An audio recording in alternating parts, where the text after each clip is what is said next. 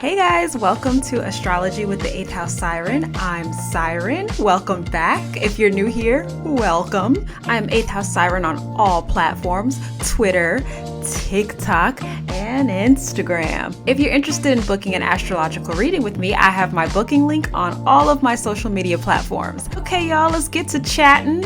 Mutable signs, Gemini, Pisces, Sag, Virgo. I want to know if y'all traveled last week.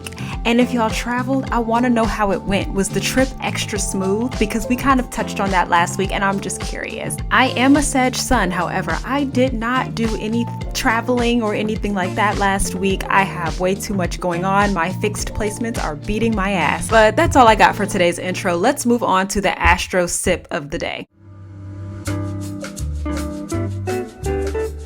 Today's drink is called the Cosmic Dream. So I started off by rubbing pineapple on the rim because I wanted to do a sugar rim. And this was my first time doing this, y'all. And I think it turned out really nice. All it is to it is just getting a sticking agent on the rim and then rubbing it in sugar or salt and boom. So then I added frozen pineapple chunks. Then I added my white cran peach juice.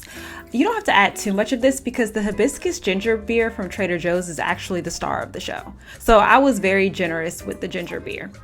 Then I added just normal ginger ale. It doesn't matter what kind you use, but we're a Canada Dry household, so I used Canada Dry, topped it off with some pineapple juice, and there you have a Cosmic Dream.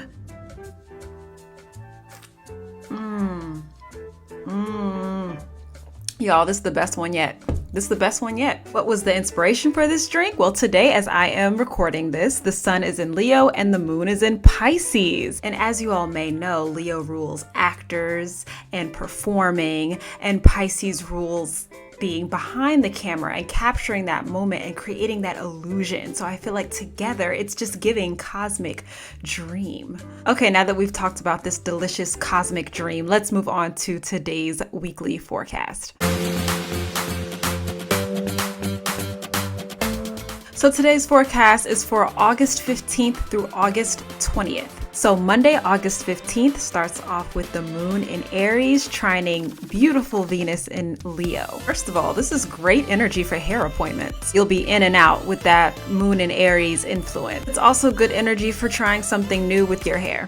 If you have any performances today, they should go very well. On this day, we also have the moon in Aries conjunct Jupiter in Aries. And remember, y'all, Jupiter is now in retrograde. First of all, watch your temper on this day. It's going to be harder to get control of your emotions and center yourself. You're going to want to let everything out. If you are trying to inflict harm on someone, it is more likely on this day that will ultimately come back to you. You will be harming yourself. Everyone always talks about how Jupiter is generally a positive planet, and it is, but at the root of it, it just represents abundance, right? So it's just having a lot of something.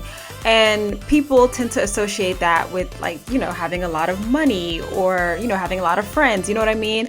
But if Jupiter is touching the moon in Aries, and Aries deals with like temper and things like that, it can heighten that temper, you know, or heighten like those emotions. And then with it being in retrograde, all of that energy is like internalized.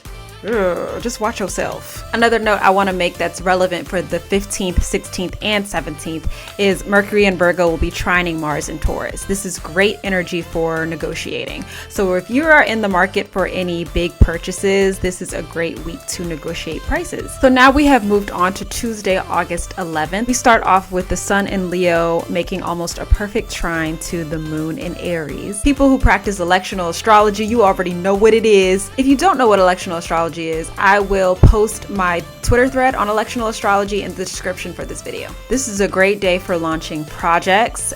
People are more likely to respond to a call for action. So if you post something on your social media and say, hey, check this out, or hey, come to this place, people are more likely to do what you're asking them to do. Next on this day, we're gonna have the moon in Aries sextile Saturn in Aquarius. Now I always say we love trines. Well, we adore sextiles. The moon in Aries sextile Saturn in Aquarius, this makes me think of applying structure to action. It's a great day to strategize and write business plans because a lot of times you know, you're taking action, you're doing the things, but you know, maybe if you sit back and evaluate what you're doing, you know, maybe what you're doing isn't really making sense because there's no like order or structure to it. Or like maybe you're doing things the wrong way and you need to streamline your processes. So I just think it's a good day to like, you know, kind of evaluate what you got going on and make changes accordingly. But if anything, I think it'll definitely be a productive day for most people. Now, Wednesday, August 17th has completely opposite energy. I'm not even gonna hold you. We have the moon in Taurus square Venus in Leo. Remember, squares bring tension. Things are more likely to move at a slower pace on this day. People might, you know, take longer to get back to you. So if you're working on any time sensitive items at work or something like that, and you need an answer back quickly, go ahead and email those people well before Wednesday, if like that's your deadline, so that you will have your whatever you need in time. So now we are moving on to Thursday, August the 18th, where we have the sun in Leo square the moon in Taurus. This might be a particularly rough day for people whose jobs require them to be creative. So like maybe like teachers or like content creators, because there's a little bit of a creative block on this day. So my recommendation would be to like try to like batch create content Monday through Wednesday. So that you don't have to worry about trying to quickly get something together on both Thursday and Friday. We'll be dealing with this energy. Another aspect that we're going to be dealing with on both Thursday and Friday is Mars in Taurus sextile Neptune in Pisces. Now, most of the time sextiles are a positive thing, but again, astrology has a lot of nuances. With Mars in Taurus and then Neptune in Pisces sextile each other, it's giving food poisoning. If you can, just make your own meals. Don't rely on like eating out if you can help it. So now we have moved on to Saturday, August 20th, when Mars gets out of Taurus and moves into Gemini. Mars in Gemini is much more energetic and imaginative than Mars in Taurus. Definitely more accident prone, but we're not going to talk about that. Let's focus on the positive. So guys, get ready to switch gears. I feel like we're really going to energetically feel this happening. So wherever Gemini is in your chart, that is kind of where you'll feel this shift. So for example, for me, I have Gemini in my 11th house of friends and groups and social media, making connections with people. So I don't know, I feel like, you know, this will be like a surge of energy. Maybe I'll, you know, I don't know, maybe I'll make more friends. Maybe I'll make more connections online. Who knows? I'm excited. One thing I always note when Mars goes into Gemini is just be careful when driving. This is not the time to be speeding. Y'all shouldn't be speeding anyway. And resist the urge to multitask everything. You know what I mean? Like sometimes it's okay to multitask, but you know, sometimes there are certain things that should not be done at the same time. Learn to decipher that. So that was our weekly forecast. Let's move on to today's Q&A. So today's Q&A is a cute little fun one. I was asked, what signs would I want to be stuck in the elevator with? Gemini, because I feel like we would have good conversation while we're waiting for someone to save us. Libra, because I know that would be good conversation as well. And Aquarius, you know, the air signs. So Gemini, Libra, Aquarius, I would want to be stuck in the elevator with them. If I had to be stuck in the elevator. But this feels like a question for the comments. So y'all, can you please, if you want to participate in the discussion, comment your sign and then comment what signs you would want to be stuck in an elevator with. Okay guys, that wraps up today's video. Thank you so much for watching. I hope this was helpful and I hope you enjoyed.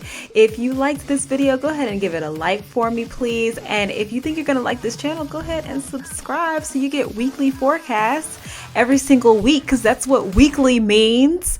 And I will see you guys next time. Bye.